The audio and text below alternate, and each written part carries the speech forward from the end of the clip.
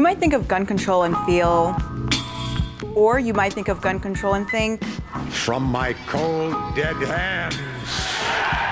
What you probably don't think of is racism.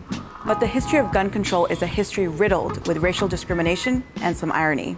In his 2011 book, Gunfight, UCLA professor of law Adam Winkler argued gun control measures have been tied to anti-Black discrimination for most of the country's history.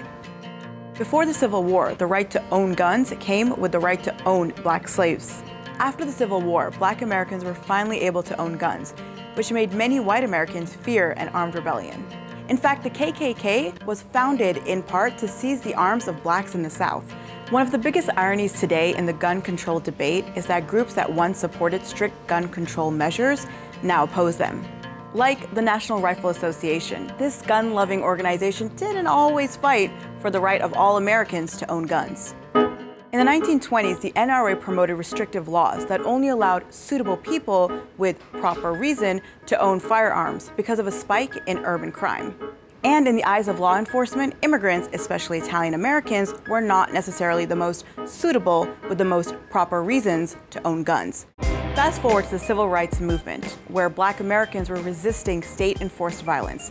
Not coincidentally, this was also the era when major gun control measures were passed. Until 1967, California, a state that today has some of the strictest gun laws in the country, was in fact open carry.